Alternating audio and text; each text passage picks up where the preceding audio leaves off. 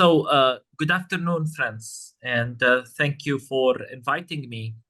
I truly wish I was with you in person, but given the circumstances here at home, it's really hard to travel much with the many responsibilities we have. Um, Thank you, Francesca, for your passionate analysis, a very accurate analysis of what's happening on the ground. We've been calling out from here in Bethlehem that this is a genocide. We've seen the intentions. We heard. The sad thing is that Israelis told us what they were about to do. They told us what they want to do, and they did it. No one should be surprised. Not only did they tell us what they were going to do, as Francisca said, both the people of Gaza, through their courage, filmed everything, broadcast their own execution and genocide live on earth for everyone to see. And the executors themselves, those committing the genocides, are boasting about it. It is literally hell on earth. And the ways in which Palestinians are being killed are unending, are horrific. Just few days ago, a good friend of mine from Gaza, his sister died because of the heat as she was trying to walk from Gaza to Rafah with her mother because of heat and dehydration. There is no water. Bodies are fragile. They're killing them slowly under the world's watch.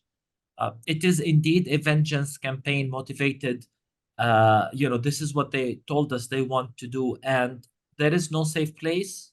And everybody is a target. Christians and Muslims in Gaza are suffering from the same acts of genocide. Tragically, many Christians as well died multiple ways. They were bombed. They were killed through snipers.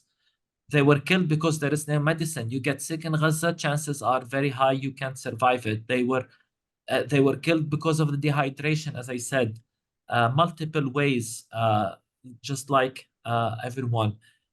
And I think, you mentioned something very important. I speak here as a pastor, but this is not a religious conflict. I hope people realize this. This is not a religious conflict. This is one of the biggest misconceptions people have about the reality. Actually, it's not a conflict. That's the other misconception. It's not religious and it's not a conflict.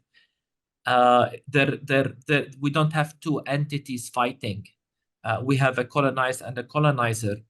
And we as Palestinian Christians are not caught in between, as many in the West try to describe us, as if we're caught in between this battle between Muslims and Jews. We're part of the Palestinian people. Our land was colonized in 1948. We've lost land. We became refugees. We are displaced all over the world, just like all Palestinians. And yes, I speak from a faith perspective that this is a genocide. It must end. We must do whatever we can as people of faith, given our common humanity. We should stop this. But please don't get the impression that this is a religious conflict.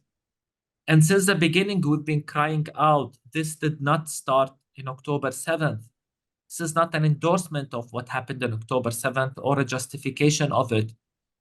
But we are troubled by how the world have isolated. Israel managed to convince the world to isolate October 7th as a separate incident and ignore the context. And I would like to emphasize what was already said, the context that this is an apartheid. I was just sitting a few days ago with a senior South African diplomat, and he told me, Munther, the apartheid we had in South Africa is a walk in the backyard in comparison to what you have. What you have in Palestine is far worse than the apartheid we've had in South Africa. It's this continuation of that. Gaza has been under a brutal siege for the last 17 years. In fact, the United Nations General Secretary said before October 7th that if there is hell on earth for the children of the world, it is for the children of Gaza. This was said before October 7th. Yet all of this is ignored. And I want to also highlight something also important that is ignored in this whole tragedy.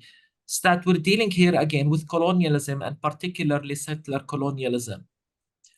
This is how it all started in 1948. With the displacement of Palestinians and the creation of a new state on the land in which those Palestinians were displaced. So this is the context. This is what we're trying to say. You cannot isolate October 7th and treat it as such.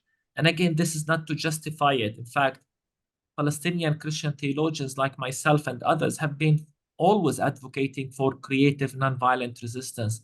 And I think if there is a time in which we should unite in our world to such a cause, it is now, because Israel must be held accountable. And the world cannot continue to relate to Israel as a normal state. Not only has Israel been committing the crime of apartheid, now they have committed the genocide. And if they go unpunished, there are no sanctions.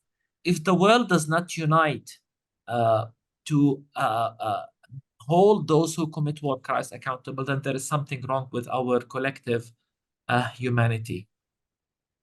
This war, in my opinion, has been a tragic illustration of a combination of three elements that enabled this genocide: coloniality, racism, and theology. Israel serves the empire. Israel serves the best interests of these world powers that control the economy and other things in our world. Israel itself came out of the womb of the British Empire. Today, it's a strong ally to the United States, to the United Kingdom. Economy and weapons sale, it's all part of this matrix that we need to deal with. Racism. This war has convinced us that the world does not look at us as equals. It's really clear to me that the world does not treat us Palestinians as equals. Francisca highlighted the many ways in which Palestinians were killed, but I think we were killed even before this war, when we were not considered fully human. This demonization and dehumanization that's already taking place. Think of the logic of Palestinians being taken, when they talk about blame Hamas for taking Palestinians as human shields. I always tell Western leaders, if a serial killer hijacks a school in your country, would you advocate the bombing of that school so that you kill the serial killer? Of course not, unless we are not talking about children in a school, but about animals.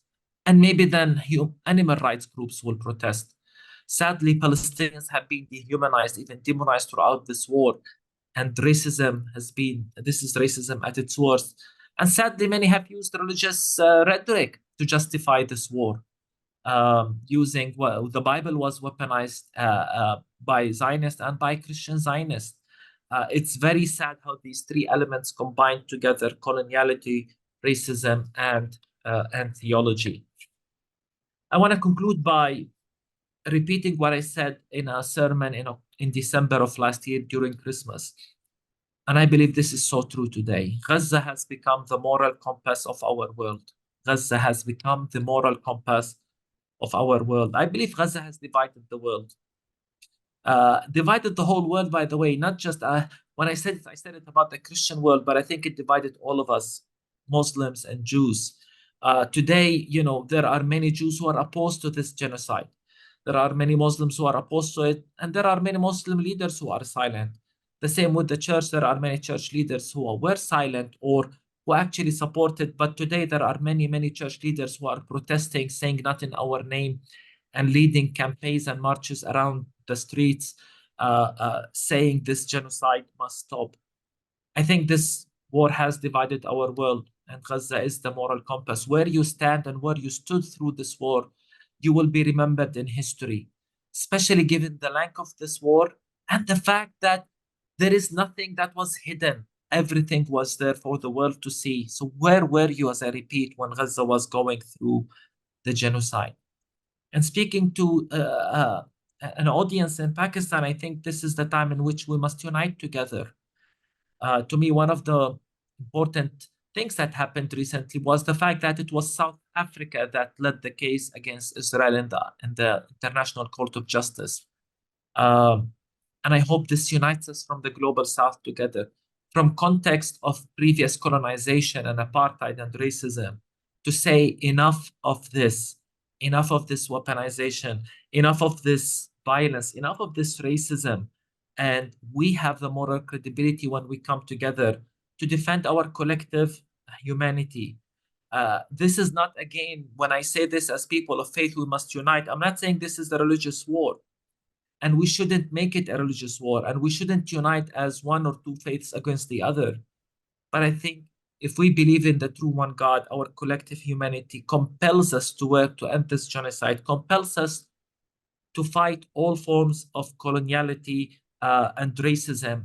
And it's our call as people of faith to always seek to defend the oppressed and bring justice and mercy. Thank you for inviting me again.